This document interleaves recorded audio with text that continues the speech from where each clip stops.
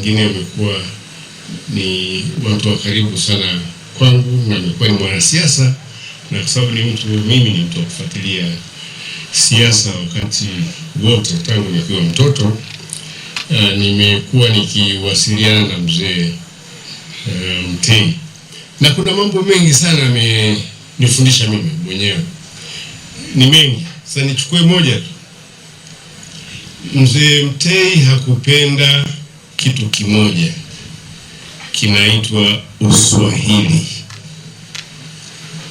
na hii aliconfide kwangu wakati amenitafuta nitoe maelezo fulani kuhusu kitabu chake From a Goatherd to a Governor. Wakati nazungumza naye Dar es Salaam, akaniambia katika mambo yanayomudhi sana, na alikuwa anazungumza katika muktadha wa sakata lile la kujiuzuru waziri kwa Mwalimu, wakati wamepishana na Mwalimu kuhusu nini wafanye na IMF. Wamebishana sana na mwisho wake kabidi ajiuzuru. Na ukweli ni kwamba Mwalimu ili kujiuzuru ilikuwa ni njia yake ya heshima ya kufukuza kazi. Anakuambia nasubiri barua yangu. Hiyo kwa maana nenda kaandike barua kwamba umejiuzuru, usilazimishe ni kufukuze. Na niambia kitu kimoja wakati nakwenda kutoa maelezo kuhusu kitabu chake. Akasema Uswahili ni jambo baya sana. Na akasema mimi nadhani Mwalimu alishaingia utamaduni wa Swahili. Za Uswahili ni maana gani?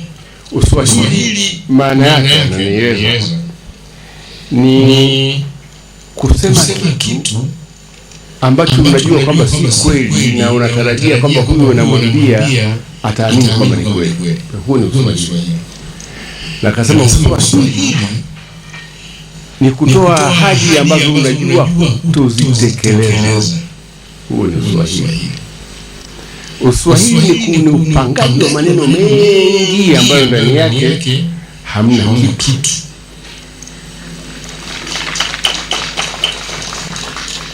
Uswahili akasema ni kama sisi hapa tunasema Kiswahili ni lugha ya taifa, lakini tunaidharau kiasi kwamba sasa hivi UNESCO wakija Afrika kutafuta wafundishaji wa Kiswahili dunia nzima wanakwenda Kenya kwa sababu ya Uswahili. Uswahili ni kuwa na maji mengi katika bara la Afrika, kwamba Tanzania ina maji mengi kuliko nchi nyingine yote Afrika, labda ukiacha DRC, lakini kuna maji nyumbani. Huo ndio Uswahili. Uswahili naeleza mimi ni kuahidi mambo ambayo katika dhamira yako huna nia ya kuyatekeleza, na kuandika ndani ya misahafu yako kwamba wewe unaongoza nchi ya kidemokrasia wakati unatamani kuongoza nchi kama alivyofanya Pinochet na madikteta wengine wa duniani. Ananiambia Mzee Mtei, na kataa Uswahili.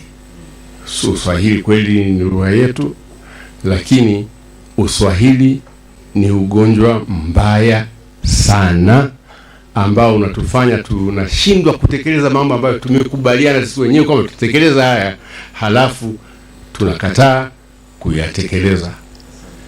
Tamwenzi siku zote Mzee Edwin, na nitakumbuka sifa zake, na nitakumbuka vile vile masomo aliyotupa sisi sote.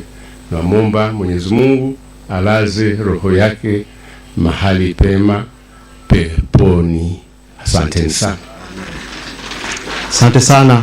Mimi nawahakikishia Chadema hamna Waswahili, lakini kuna majirani zangu